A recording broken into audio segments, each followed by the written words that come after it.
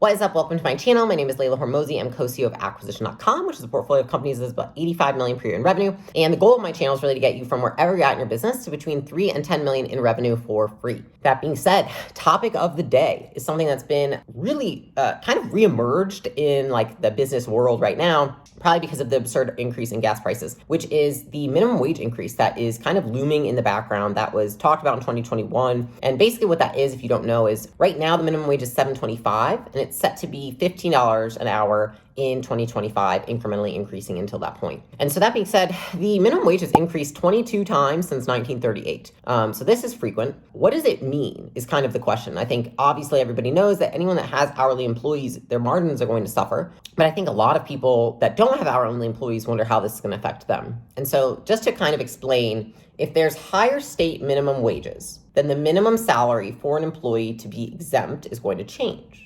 Because what this means is that employees will most likely also have to increase salaries to exempt employees or reclassify them as non-exempt and pay overtime premiums. And so what that means essentially is that as you move this up, in order for that next level of an employee in your company to actually be classified as that exempt, then that means that they have to increase their salary. And so it seems like we're just increasing hourly, but we're increasing the literal minimum wage, which then bumps everything else up. And so I don't think that people think about that, but that is actually one of the consequences of this. So it affects you no matter what kind of business you have, because you're going to have to pay more salary so that they can not be classified that way. So that being said, California actually already did this. They already raised their minimum wage, or it's about to hit at $15 an hour. And you're seeing this as a trend across a lot of specifically more liberal states or more democratic states.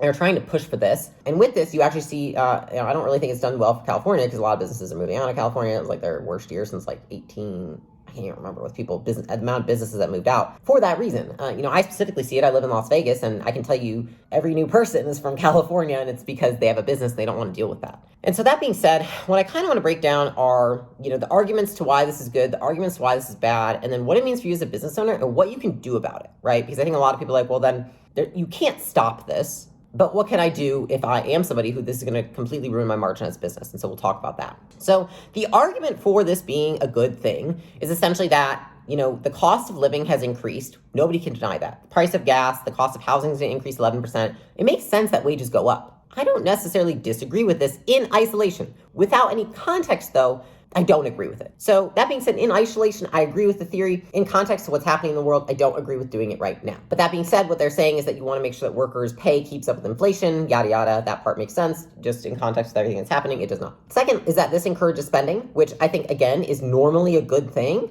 I just don't know if right now with the environment that we're in, it's a good thing. So again, that's the argument that's made, is that it's a good thing. It's good to encourage spending right now in the environment. But I think that a lot of this could have been prevented if we hadn't encouraged spending when people weren't actually making money and we were just pouring money into the economy. So that doesn't really make much sense to me either to have that argument, but that's what it is. And then the last one, which again, I understand in isolation, this makes sense, which is that you could reduce the amount of government assistance programs and people on those. They're guessing by about 1.3 million people less would be on government assistance if we made this change. The irony of this is that the prediction is that we will have 1.4 million layoffs. And so it doesn't really seem like it's a pro to do that.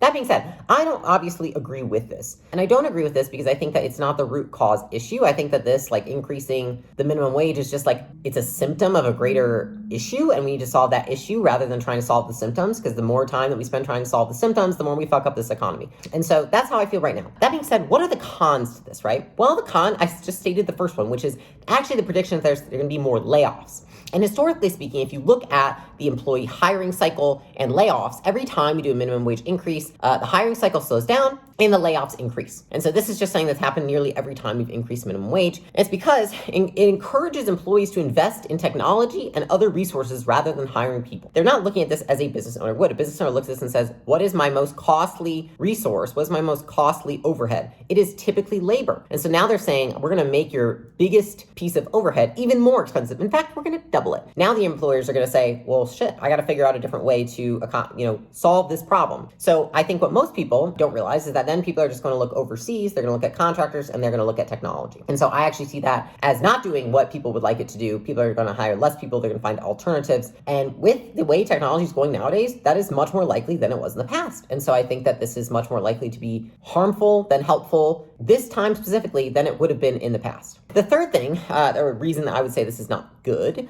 is because businesses aren't going to hire people who they don't deem skilled enough at $15 an hour. So what the government wants is that the person that you were hiring at $7.25, you're not going to hire that same person and just pay them $15. Business owners don't think that way. You probably know that if you're watching this channel. And if you're not, and you're an employee, this is how they think. They're like, I'm not hiring someone worth $7 an hour. Now, because you're making me pay $15, regardless of inflation, regardless, like mentally speaking, like if you study psychology, you would understand this makes sense. They are not going to hire that same person. They're going to hire someone who they think is more skilled to be worth that $15 an hour. And so what I actually think is going to happen is that people that were being paid $7 an hour are just not going to get jobs.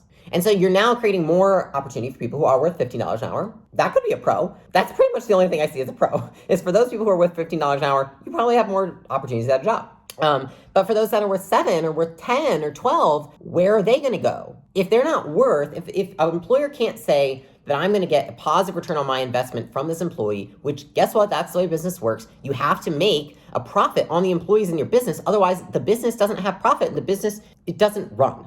I think that they're just not going to hire those people. And so I find it's unfair that you can't allow someone to say, hey, I'll take a job for $10 an hour or $12 an hour because that's better than nothing. Instead, you're just saying your option is 0. Is 0 or 15. That's it. And you're not giving those options in between, which to me, again, I just don't think that that's helpful. I think people should at least have the option. Like if they want to take a job where they make $10 an hour because they can't get a job at $15 an hour, then like let them take the job at $10 an hour. I don't understand why you wouldn't. So that is why I don't think this is necessarily a good decision. Now, what would I say I think is going to happen over the next few years and how you can apply this to your business is I think what's going to happen, and I'm not going to predict what's going to happen with wages or with the economy or anything, because like I have no effing clue. But what I do predict is like the human behavior, because they're anticipating this is going to happen, right? Which is I think businesses will just continue, like I said in my last video, to raise prices because the cost of labor is going to increase. And then it's just going to create this vicious cycle. And so I don't think that increasing the minimum wage is going to help in any way. Not saying people shouldn't be compensated with standard of living. I'm just saying this isn't going to get us out of this cycle. It's only going to perpetuate the cycle. So I think that it's going to be irrelevant. It's not going to make a difference to anyone at all. I think it's kind of like it's all this effort and activity in the government, and it's not going to produce anything. That would be my first thing I would say is probably likely to happen. The second is that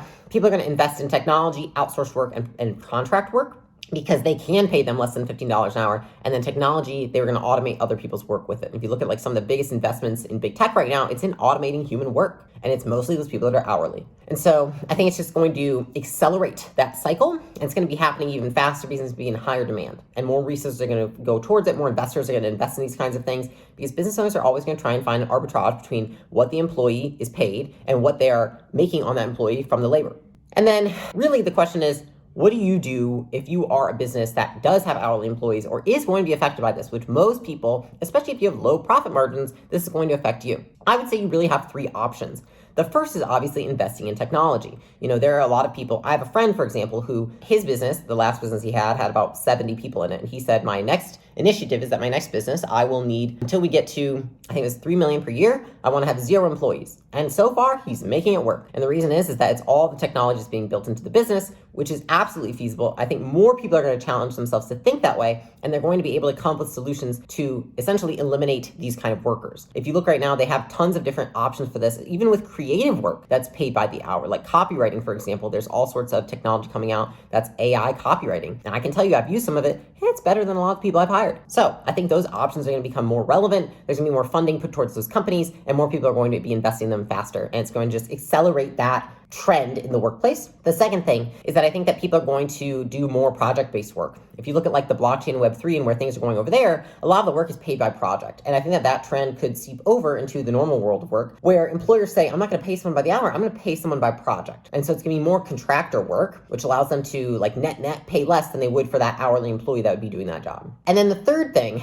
is that I think that I would be looking at overseas. If you look at some of the businesses that are doing really well right now, and I think they're going to continue to do really well in the short term and then eventually be out of business, which are the ones that are taking talent from overseas and essentially putting a nice fat margin in there and then selling them to people over here, right? They're essentially being like a PEO. And those businesses, I think, are going to boom because, like I would say, go look and try and see if you can outsource the work to people that are overseas. I think that's a great idea to do. Now, the thing that I think is a lot of people are like, well, how do I do that? And so they go to these companies that are essentially making a profit on taking that employment over here, doing all the complicated legal and logistics to employ someone from overseas and then, essentially rent them out to a company in the US, I think that that's going to be exposed as an opportunity, and it's going to go away because more people in the US and more companies are going to they're going to have to survive by hiring people from overseas, and they're going to figure out this middleman. They're going to kick that middleman out, and they're going to figure out how to do it themselves. And so it's basically, if I were a business with smaller margins, I would be investing in that technology, looking at those trends right now. I would be looking at what could be project work versus hourly work. And I would also be looking at how I could attract overseas talent, because it honestly, even with overseas talent, is becoming rare to be able to find people that are very talented overseas, because the smart companies that are innovative are already going and sourcing talent there. And so that being said, I don't believe that this is going to solve any of the issues with the standard of living. Like, if we just pay people more, then we're just going to raise prices, and then the standard of living is going to go up again. And so it's just this vicious cycle we're going to continue to do over and over again. It doesn't make any sense to me. I just feel like it's a moot point. It's a lot of activity. It's not going to cause any difference in the labor market, or for anyone that, for the very, very short term, I think it'll be a relief for people, and then they're going to go back under that poverty line. That would be what I would say is probably going to happen. And I think for employers, they're just going to continue to look for that work. And so that's what I would be doing. I would be looking at overseas technology, and I would be looking at contractor work. And so I know that a lot of people, in trying to pass laws like this, I think the intention is good. It's like, let's pay people more, rah, let's raise the minimum wage, do good for everybody. And I think that everyone wants to be the guy that, there are more people that are paid minimum wage than not. So they want to be liked by all. And I think that the intention might be good, but intention does not equate to impact. And so I don't think that it's going to have a positive impact at all in the long run. If we are spending this much time on these kinds of things, it would be better spent trying to solve the root cause of this issue. So that being said, I hope this is useful to you. Again, if you're a business owner, technology, contract work, overseas work, that's where I would be looking, and that's where I would be planning and figuring out with my business, how can I integrate that in so that I am prepared for 2025 when it comes. So that being said, I hope this video was useful for you, and I will see you on the next one.